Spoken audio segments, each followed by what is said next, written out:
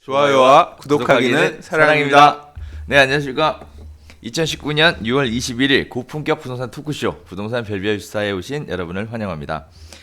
자, 오늘 첫 번째 시간 별별 이슈 한번 다뤄볼 텐데요. 일단은 제가 몇 가지 이야기를 좀 드려볼 텐데, 소장님도 아시다시피 부동산 실명제라는 게 있잖아요. 그래서 명의신탁 금지에 대한 게 있어요.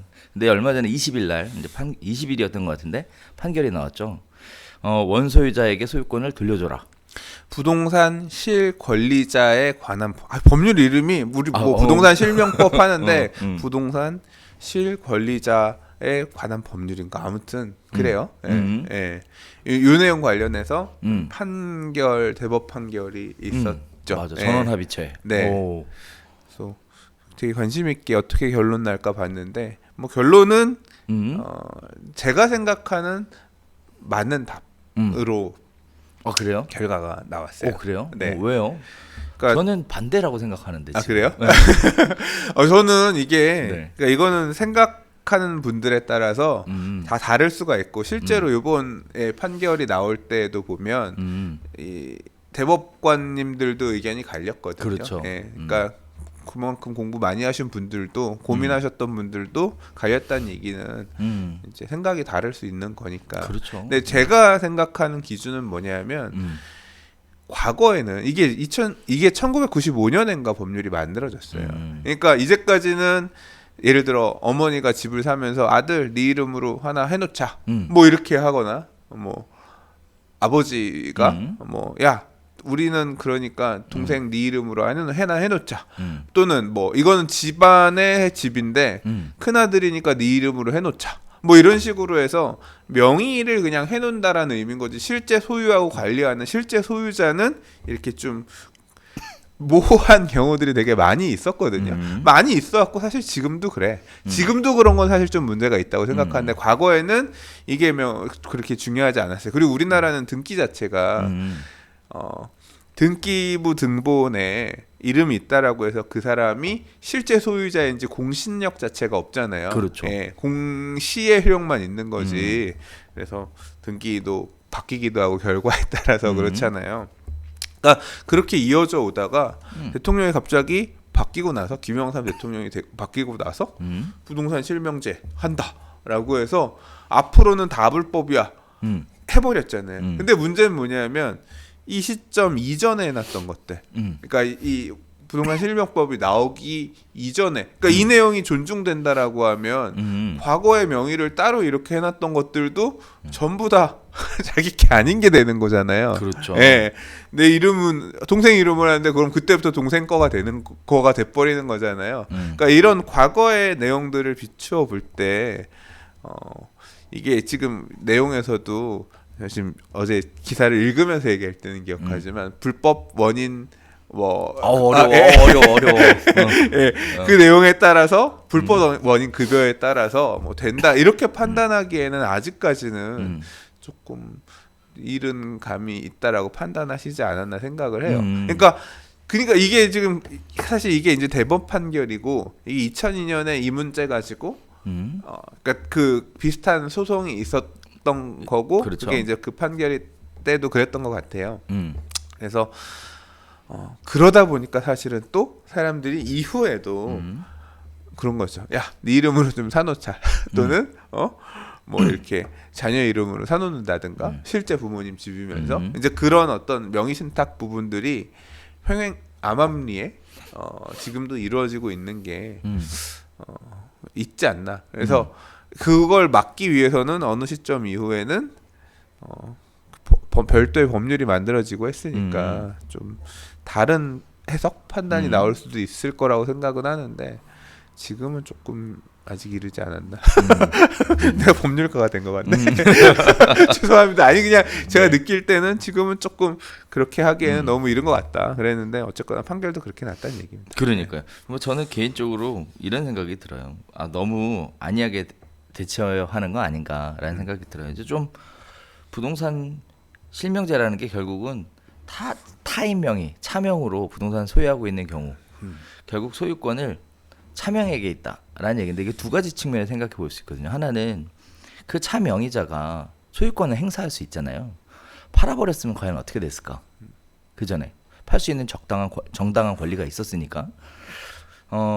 정당한이라고 표현하면 안 되나? 어쨌든 팔 수 있는 권한 자체는 가지고 있었으니까 팔았으면 과연 어떻게 판결이 그거는 났을까? 이제 다 소송이 줄 소송이. 그러니까 그게 제가 알기로는 이제 우리 민법 할 때 배우잖아요. 그러니까 뭐 그 실제 소유자는 다른 사람인데 그렇죠. 이 사람이 등기상 명의고 사실 명의를 양도하는데 아무 하자가 없다라고 하면 그 한 매수자는 선량한 매수인이냐 아니면 악의의 매수인이냐 이게 실제 자기 건 아니지만 등기되어 있는 걸 알고 등기만 되어 있는 걸 알고 이렇게 매매를 할 경우에 이게 선량한 매수인이냐 아니냐에 따라서 그렇죠. 이제 이걸 구제할 수 그렇죠. 있고 아니 그 내용 우리 배웠잖아요. 선의의 제3자 보호를 할 거냐 그렇죠. 말 거냐. 이제 그런 이 얘기죠. 내용에 따라서 민법에서 따지고 있는 부분들도 결국은 이런 명의신탁 부분을 어느 정도 고려해서 돼 있는 거고. 예. 그러니까 그래서 그런 부분에 대한 것도 있고요. 그다음에 또 하나는 이미 판례가 있었으면 경과 규정이라는 거 둬서 언제 이후로부터 뭐 어떻게 하겠다라는 내용을 입법 청원을 할 수 있는데 그런 부분들이 전혀 진행하지 않고 유사한 소송이 또 진행됐다라는 거에 대해서 이렇게 돼버리면 나 이렇게 해도 되겠구나라는 아까 소장님 얘기하셨던 식의 오히려 역효과가 나오지 않을까라는 생각이 좀 들어서 그런 부분도 없잖아 있죠. 그러니까요. 예. 그래서 고려해서 판단했겠죠. 그렇죠. 뭐 뭐 그랬겠죠. 내가 판사도 아닌데. 우리가 뭐 대법관도 아니고 그렇죠. 네. 그래서 그런 부분에 있어서 좀 아쉽다. 그래서 차라리 명의자가 소유자다라고 그냥 딱 해버렸으면 그랬으면 이거 혹시 간단하지 않았습니다. 저는 연루된 거 없어요. 혹시, 네. 혹시 연루된 거 없어. 그래서 그렇지 않았을까라는 생각이 있습니다. 이거 관련돼서 많더라고. 그렇죠. 아니, 솔직히 저는 뭐 명의신탁 이런 것들은 하지 말아야 된다고 생각합니다. 그러니까 그래서 그랬으면 좋겠다라는 강사들 중에서 이 강사들 중에서도 명의신탁을 공공연하게 얘기하는 강사들도 있고 그래요. 저는 좀 되게 문제 있다고 생각해요. 그런 것들. 뭐 내가 집이 몇 채인데 뭐 엄마 뭐 처제 이름으로 뭐 이렇게 있다 이런 식으로 해서 뭐 이렇게 많아서 여러분들도 말도 안 되는 일이라고 생각하고. 네. 사실 그런 거 생각하면 안 되는 건데. 증여세 내면 되죠. 증여세 깔끔하게 내고 네. 깔끔하게 합법적으로 하시는 걸로 네 그렇게 정리 한번 해보겠습니다. 자, 두 번째 이야기 넘어가 볼 텐데요. 후분양, 뭐 준공후 후분양으로 사업 추진 방식을 바꾸겠다라는 얘기가 이슈가 되고 있는 것 같은데 수사님 소개 좀 부탁드릴게요. 그러니까 분양가 허그에서 그러니까 우리나라는 아파트를 이제 뭐 20세대 이상의 주택을 판매를 하려고 하면 이 분양 승인을 받아서 그렇죠. 판매하도록 되어 있는데 이게 분양 승인을 받으려면 자 건설회사가 분양을 우리가 이렇게 팔려고 합니다. 집 다 져놨어? 아니 앞으로 지을 건데요. 그럼 다 너 집 못 지으면 집 짓다 너 망하면 어떨 건데 그 분양받은 사람들 돈 어디 가서 받냐? 그러니까 그러게요. 그러면 네가 집 다 못 지으면 대신 져주겠다거나 할 수 있는 보증할 수 있는 놈 데리고 와. 그러면 이 보증 업체에서 제가 집 짓는 거를 보증한답니다. 그래? 보증이 있으니까 그럼 분양 승인해줄게. 뭐 이런 구조예요. 선분양제. 그러니까 집을 다 져놓고 나서 팔면 필요가 없는데 집을 짓기 전에 팔고 있기 때문에 이런 보증이 필요한 겁니다. 근데 문제는 우리나라는 이 보증을 누가 하고 있냐면 한 군데에서예요. 예, 주택도시보증공사에서 여기서만 합니다. 그러니까 독점적이에요. 그래서 보증을 구청에 분양 승인 내주세요. 구청 갔더니 보증 받아왔어? 받아올게요. 가면 주택보증공사 가서 저 보증 좀 해주세요. 그러면 보증해주는 회사는 어떤 뭐 의미가 있겠습니까? 보증이라고 하는 게 집값이 야 그 분양가에 다 못 팔리면 또 그 분양가에 팔려고 했다가 다 못 팔리면 미분양 나고 네 돈 안 되고 돈 못 들어오고 하면 너 망할 수도 있고 무너질 수도 있을 것 같은데 그 가격에는 우리가 보증을 못 해줘. 원래는 사실 되게 분양가가 비싸다. 아무튼 그 가격에는 분양을 못 해줘. 뭐 이렇게 하는 그런 형태입니다. 그러면 어떻게 하면 보증을 해주실 건데요? 이런 조건이면 우리가 보증을 해줄게. 보증료는 얼마야? 뭐 이제 이런 식으로 되어 있는 거죠. 근데 독점이다 보니까 권력이 되게 세지는 거예요. 뭐 건설회사 쪽 얘기에 따르자면 보증료가 너무 비싼 거 아니에요? 라고 얘기하는 부분도 있고요. 근데 그거 싼지 비싼지는 제가 판단할 능력이 없기 때문에 그냥 건설회사가 그렇게 얘기했다라는 기사를 그냥 옮겨드리는 거예요. 또는 한편으로는 지금 제일 문제가 되는 게 뭐냐면 보증을 받기 위해서 분양가를 산정하는 데 있어서 고분양가 관리지역이라는 걸 별도로 둬서 고분양가 관리지역으로 지정된 지역에서 분양을 할 때는 뭐 이런 기준 이상이 되면 분양 보증을 안 해주겠다라고 하는 내부적인 어떤 기준을 만들어서 강제하고 있다는 건데 이제 이 기준 자체 중에서 뭐 1년 이내에 그 동네 같은 구에서 분양한 아파트가 있으면 그 가격을 의 10% 그러니까 110%를 넘어서지 않는 표준 분양가 중간 분양가대로 와야지 뭐 보증을 해주겠다 이제 이런 내용 가지고 규제를 되게 해오고 있었는데 이렇게 하다 보니까 업체들이 어떤 식으로 꼼수를 쓰냐 꼼수도 아니죠 분양 시점 1년 미루는 거예요. 그렇죠. 예. 1년 정도 있다가 하게 되면 그 룰에서 벗어나서 분양가를 올려서 분양할 수 있으니까 분양을 미뤄왔던 거죠. 그러니까 보다 보니까 이런 식으로 해서 분양가를 올리네라고 해서 이 허그에서 기준을 새로 바꿔서 근래에 뭐 105% 미만, 그렇죠. 예, 그러니까 1년 이내에 분양한 경우가 있으면 100%예요. 예, 그리고 1년 초과해서 한 대가 있으면 105% 또는 뭐 물가 상승률 기준으로 해서 뭐 해서 낮은 거 기준으로 그다음에 그런 아파트가 없으면 동네에 따라서 근래 분양한 데가 없을 수도 있잖아요. 여기는 지은 지 10년 이내의 아파트의 평균 매매가 선을 넘지 않는 범위 내에서 뭐 이런 세 가지 기준을 만들고 그 좀 전에 말씀드렸던 첫 번째, 두 번째, 세 번째 기준에 따라서 해당되는 게 있으면 그거 기준, 만약에 해당되는 아파트가 없으면 다음 기준, 해당되는 아파트가 없으면 다음 기준, 그 내용에 따라서 분양을 하라. 이제 이런 기준으로 앞으로는 분양 보증을 하겠다라고 내놓은 거죠. 근데 이 내용 기준으로 놓고 매년 이 동네에는 아파트 분양이 있다라고 하면 30년이 지나도 고분양가 관리 지역인 상황에서는 분양가가 올라갈 수 없다는 얘기예요. 그렇죠. 실제로 이게 지금 적용되고 나서 얘기가 나온 내용 중에 되게 황당한 게 보면 이 지금 둔촌주공 아파트가 올 하반기에 유망 분양 물량으로 계속 얘기가 되는데 여기가 조합원 분양가 2,700에서 2,800 정도인데 이 기준에 따라서 일반 분양을 가격을 내놓으면 한 2,600 나온대요. 그러니까 조합원 분양가보다 일반 분양가가 싸야 분양 보증을 받을 수 있는 그런 상황이 생기는 거예요. 그렇죠. 예, 한 3,000 몇백에서 3,500, 3,300 적어도 이 정도는 분양해야지라고 계획을 다 세워서 했는데 이게 뭐 2,600 이렇게 떨어지게 되면 그만큼의 수입이 조합 입장에서는 사업 시행자 입장에서는 줄어들게 되는 거잖아요. 그러면 이제 난리가 나는 거죠. 그 돈을 부족한 요렇게 일반 분양 수입 가지고 우리가 아파트를 짓고 우리들이 요만큼 돈 더 내서 사업을 해야지라고 생각했던 것 중에서 우리가 더 내야 될 돈이 그만큼 늘어나니까 조합원들은 추가 부담금이 많이 생기는 거고. 근데 문제는 그거죠. 야, 보증을 그러면 먼저 분양을 할 건데 보증을 거기 말고 다른 쪽에서는 할 수 없나요? 만약에 분양 보증을 해주는 업체가 여러 개가 있으면 우리가 이런 아파트를 이렇게 분양할 건데 보증해 주실 수 있는 업체 계세요? 하면 업체들마다 우리가 보증해 줄게. 그렇죠. 선택할 수 있다라고 하면 우리는 보증료도 이만큼 해줄게. 우리는 경쟁 구조. 예, 우리는 뭐 분양 가격은 그 정도면 충분히 될 거라고 생각하니까 우리가 보증하겠습니다. 선택할 수 있잖아요. 근데 독점이기 때문에 그게 없어요. 예. 그러니까 이런 데들이 되게 지금 이제 올 하반기부터 분양하려고 했던 사업 막바지에 있는 정비 사업장들이 다 지금 이 문제를 안고 있는 거죠.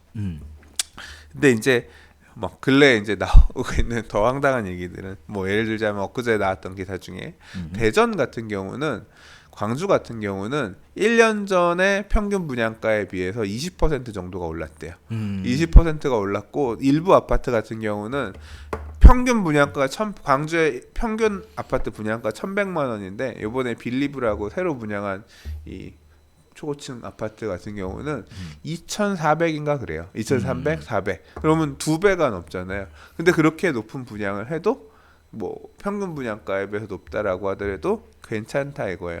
그러니까 왜 여기는 분양 승인을 내줬냐? 그러면 이 지역은 투기과열지구 또는 조정 대상 지역으로 지정되어 있지 않기 때문에 과열이 우려되는 지역이 아니라고 국토부가 판단하고 있고 그렇기 때문에 분양 보증을 해줘도 괜찮다라고 판단했다. 뭐 이런 식의 해석을 했다는 거예요. 고분양가 관리 지역이 아직까지는 아니란 거죠. 그러니까 이 얘기를 보면 사실 분양 보증이라고 하는 게 분양가를 싸게 내리기 위해서 원래 도입된 제도라고 하기에는 그렇죠. 그냥 집을 짓는데 건설회사가 망하면 그 부분을 케어해주기 위해서 보완해주기 위해서 만든 제도인 건데 뭐 이런 식으로 부동산 가격, 분양가를 낮추기 위한 어떤 역할을 하는 형태로 변질돼서 사용되는 거죠. 예, 제도가 작동 지금 되고 있는 거고 그게 당연한 거다라는 식으로 얘기를 하고 있어요. 근데 좀 문제가 있지 않나. 그러니까 좋아요. 그러면 분양 보증을 받으려 분양 보증을 너네밖에 안 해준다고 하고 분양 보증을 받기 위해서는 그러면 그렇게 니네가 원하는 가격대로 분양을 싸게 해야 된다라고 하면 분양 안 해. 이제 그런 시장의 반격들도 분양 안 해. 이렇게 하는 사람들이 이 사업 시행자들이 지금 나오고 있는 상황이고 이제 대표적인 사업장들이 보면 그러니까 일반 분양 개수가 많은 사업장들은 그렇게 하기가 힘들어요. 왜냐하면 이 자금 융통하는 게 자금 조달 자체가 상대적으로 어렵기 때문에. 근데 이제 일반 분양이 많지 않아. 어차피 조합원 분양 하고 일반 분양이 그렇게 많지 않았고 이것으로 우리가 낼 수 있는 이윤 부분은 어차피 자금 조달은 우리 쪽에서 많이 있어야 되는 건데 까짓 거 그럼 자금 조달 조금 더 하고 우리가 그냥 나중에 니네 보증 없이 그냥 팔아야겠다. 예. 그래서 나왔던 얘기가 뭐냐면 한 60%에서 80% 사이에 골조에 이렇게 올라가는 상태에서 후분양을 하게 되면 분양 보증을 안 받아도 되느냐 그랬는데 그것도 이제 그 내용 관련해서도 근래의 기사들 좀 읽어보면 그렇지 않다. 그런 경우에도 후분양 완전히 다 만들어지지 않은 상황에서는 뭐 마찬가지로 이 분양가 제한이 걸릴 수 있다고 하더라고요. 그래서 이제 여기서 택한 부분들이 뭐냐면 준공 후 분양이에요. 아예 그냥 우리가 조합 이름으로 준공 내고 집 다 짓고 등기 내놓고 그 다음에 팔겠다. 그러면 다 지어진 집을 파는 거니까 보증이라고 하는 문제가 개입될 여지가 없다는 거죠. 왜냐하면 어떻게 지을지를 집 짓다가 망하면 우리가 대신 해줄게라는 의미로 보증인 건데 그런 보증이 필요 없죠. 다 지어진 상태에서 파는 거니까.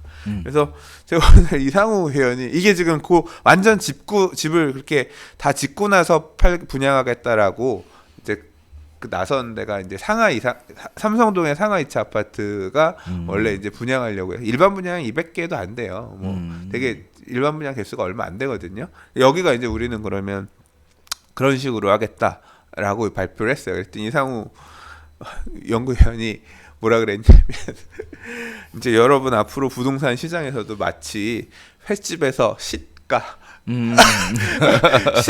나오잖아요. 그러니까 오늘은 오징어가 비싸게 들어와서 시가 높아요. 얼마입니다. 오늘은 좀 싸게 이것처럼 이건 준공후 분양이라고 하는 거는 그때 가서 얼마에 팔 수 있는지 보고 우리가 분양 승인 내서 팔겠다 이런 거잖아요. 그렇죠. 이제 아파트도 시가를 볼 수 있는 시대가 왔습니다. 뭐 이런 식으로 썼더라고. 얼마나 웃기든지. 근데 지금 후분양을 여기만 그렇게 선택한 데가 아니라 이제 그 레미안 원베일리라고 이제 신만보 3차 경남 우정 에셰르 뭐 이 통합 재건축하는 이제 여기도 일반 분양이 그렇게 안 많아요. 여기도 완전 후분양으로 뭐 결정했다는 기사가 오늘 났어요. 이제 그래서 강남권 재건축들 중에서 이렇게 후분양으로 돌아서는 단지들이 계속 나올 것 같아요. 그러니까 분양가를 얼마 이상 못 하게끔, 그러니까 시장을 틀어막는 거죠. 그러니까 시장의 공급 자체를 이런 식으로 직접적으로 구속하고 제한하려고 하니까 어느 정도 조금 손실을 니네가 예상하는 금액보다 좀 떠안아라 이런 거면 받아줄 의향도 있었을 텐데 왜냐하면 자금 조달 이런 것들 생각하면 빨리 그냥 돈 자금 끌어들여서 분양해가지고 하는 게 사업 시행자 입장들에서도 머리가 편했겠죠. 속이 편하고 머리가 안 아팠겠죠. 근데 너무 타이트하게 이렇게 분양가를 옥죄니까 민간들도 이렇게 자구책을 내면서 지금 그러니까. 도망가고 있다. 그러니까. 그래서 이런 것들 어떻게든 청약통장 들고서 가점도 있고 돈도 들고 있으면서 요거 받아야지라고 했던 준비하셨던 분들은 시가 주고 입주할 때 가서 사실 입주할 때 가서 완전 준공 후 분양이라고 하는 거는요. 사실 분양의 의미가 아니에요. 그때 가면 조합원과 물건 살 수 있는 것들 있잖아요. 그냥 우리 매매하는 거잖아요. 그렇죠. 예, 그냥 딱 그 수준이 되는 겁니다. 예, 선분양제도는 어떻게 보면 선분양제도는 일종의 약간 도박성이 있죠. 내가 이 시점에 분양을 받으면 입주할 때 가서 더 올라 있으면 그 기간의 어떤 이익을 분양 대상자, 분양 계약자가 받아가는 구조라고 하면 이런 식으로 준공 후 분양이 되게 되면 그냥 입주할 때 가서 조합원 물건들 살 거냐, 조합이 갖고 있는 다 전원 분양 물량 받을 거냐, 뭐 이제 거의 그런 식이 될 거라서 분양가도 엄청 싸게 그때 가서 내놓지 않겠죠. 그렇다고 그러겠죠. 보면 사실 청약 통장 가지고 후분양 아파트 받느니 그냥 가서 조합원 물건 사는 게 왜냐하면 일반 분양보다는 조합원들이 좋은 로얄층 물건들이 있을 거니까 실질적으로 청약 통장이 유명무실해지는 그런 결과가 나올 수도 있어요. 그렇죠. 네. 자, 일단 분양가 규제에 의해서 여러 가지 역효과들이 발생하고 있는데 그 중에 하나가 과거에 준공 후 분양이라고 얘기하면 악성 미분양을 이야기했었으나 이제는 준공 후 분양하면 정말 좋은 아파트구나라고 트렌드가 움직여가고 있는 아주 재미있는 현상이 발생하고 있고요. 자, 지역에 따라 후분양의 의미가 그렇죠. 준공 후에도 있는 분양의 의미가 네. 다르게 악성 재고인 것도 있고 네. 선분양을 하자니 분양가를 너무 타이트하게 죄서 그냥 내가 들어온 걸 안 보고 다 짓고 판다. 예, 이런. 자, 그래서 로또 네, 분양에 네, 대한 얘기가 이제 앞으로 이렇게 후분양으로 전환되게 되면 사라지게 될 것 같다라는 얘기인데 사실 로또 분양 관련돼서도 지금 후폭풍이 굉장히 많이 나오고 있습니다. 일단 대표적인 케이스 중에 하나가 옵션을 고가로 책정을 하면서 분양가는 낮으나 옵션을 선택을 안 할 수가 없고 옵션 선택해 놓으면 분양가가 올라가는 이런 아주 또 근데 옵션 가격을 좀 상식적인 금액보다 더 받는다고 하더라도 옵션을 뭐 1억, 2억 받겠어요. 그렇긴 하죠. 예, 옵션에서 손실 부분을 일정 부분이라도 좀 모르겠습니다. 내가 너무 편들어서 얘기하는 건지 모르겠지만 그렇게 옵션을 비싸게 해도 분양 받으면 그게 이득이니까 하는 거겠죠. 네. 그다음에 또 얘기 나왔던 것들이 이제 조합과 마찰이 예상된다라는 얘기가 있었어요. 조합원들한테는 피해죠. 어떻게 보면.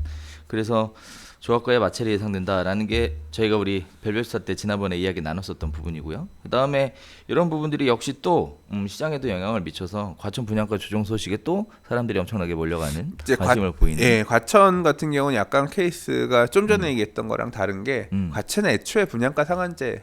그렇죠. 예, 그러니까 과천의 재건축들하고 달리 지금 얘기하는 과천 지식정보타운은 공공택지이기 때문에 애초에 이제 분양가 상한제가 적용이 되는데 그거 분양가 상한제에 따라서 가격 책정하는 데에도 뭔가 꼼수가 있다. 그리고 뭐 국토부 장관이 나서서 너무 분양가 비싼 거 아니냐. 공공택지가 무슨 2천만 원대 중반의 분양가냐.